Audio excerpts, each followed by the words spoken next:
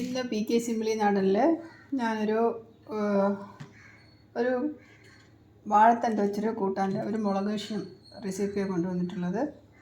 അതിലേക്ക് ഞാനിവിടെ ഒരു 150 ഗ്രാം പരിപ്പെടുത്തിട്ടുണ്ട്. ഒരു ചെറിയ കപ്പ് നിറച്ച്, പിന്നെ 5-6 പച്ചമുളക്, കുറച്ച് കറിവേപ്പില, ഒരു പീസ് തണ്ട്. ഇത് നമ്മൾ അതിൻ്റെ പകുതി വേണമെങ്കിലും ഉപയോഗിക്കാം. എത്രയും ആവശ്യമില്ല എന്നുണ്ടെങ്കിൽ അതിൻ്റെ പകുതി ഉപയോഗിക്കാം. പിന്നെ 2 തക്കാളി, ഒരു ഉള്ളി. ഇതെല്ലാം കൂടെ തണ്ട് നല്ല ചെറുതായിട്ട് അരിഞ്ഞ് അതിൻ്റെ നാരെല്ലാം എടുക്കണം. ബാക്കിയെല്ലാം പൊടിയായിട്ടെല്ലാം അരിഞ്ഞെടുക്കണം. ഇത് പരിപ്പ് കഴുകിയെടുക്കണം. ഇതെല്ലാം ചെയ്ത് നമുക്ക് കൊണ്ടുവരാം. ഈ കൂട്ടാൻ വളരെ ഈസിയാണ് ചെയ്യാനായിട്ട്. തേങ്ങ ഒന്നും അരയ്ക്കേണ്ട ആവശ്യമില്ല. തേങ്ങ ആവശ്യമുള്ളവർക്ക് കുറച്ച് തേങ്ങ അരച്ചൊഴിക്കാം. മുളക് പൊടി മാത്രം ആവശ്യം. മുളക് പൊടി ആവശ്യമില്ല. ഞാനിവിടെ പച്ചമുളകിൽ ഉപയോഗിക്കുന്നത്. അപ്പോൾ എല്ലാം കൂടെ ഒരു 2-3 വിസിൽ പരിപ്പ് വേവുന്ന അളവാണ് ഈ കൂട്ടാൻ്റെ സമയം. അപ്പോൾ എല്ലാം കൂടെ ഒരുമിച്ചിട്ടൊന്ന് വേവിച്ചിട്ട് അത് കടുക് താളിച്ചെടുക്കണം. അത്രയേ ഉള്ളൂ. അപ്പോൾ നമുക്കിത് അരിഞ്ഞെടുത്ത് കൊണ്ടുവരാം. എല്ലാം കഴുകി കട്ട് ചെയ്ത് കൊണ്ടുവന്നിട്ടുണ്ട്. അതിലേക്ക്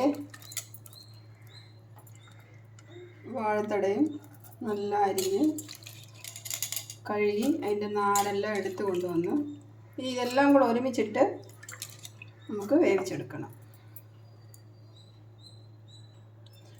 ഇനി ഇതിലേക്ക് ഒരു 1/2 സ്പൂൺ മഞ്ഞൾപ്പൊടിയും കൂടെ ഇട്ട് ഒരു 5 വിസിലിൽ വേവിച്ചെടുക്കാം.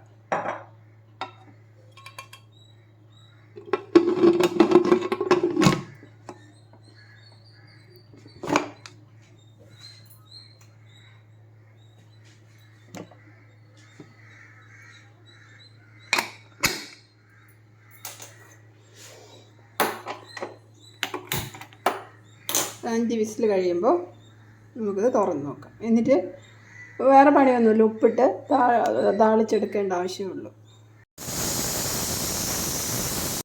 അപ്പോൾ പരിപ്പും വാഴത്തണ്ടും കൂടെയുള്ള കറി ഇവിടെ വെന്ത് കഴിഞ്ഞിട്ടുണ്ട്.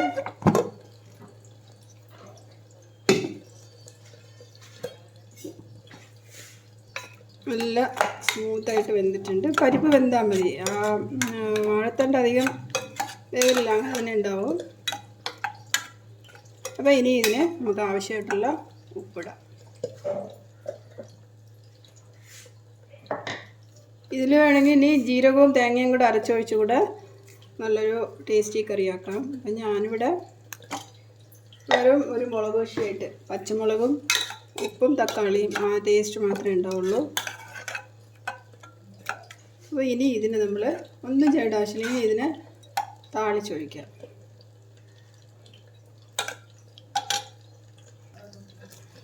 ഞാനിവിടെ വെളിച്ചെണ്ണയാണ് കടുക് വറുക്കാനായിട്ട് ഉപയോഗിക്കുന്നത്.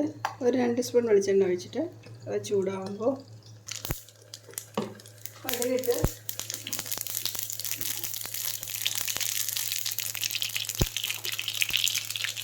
പച്ചമുളക്,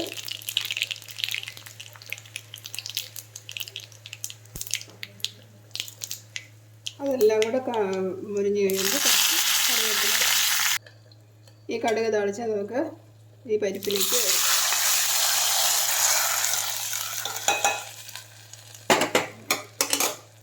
ഇത്രയേ ഉള്ളൂ ഇതിൻ്റെ പണി.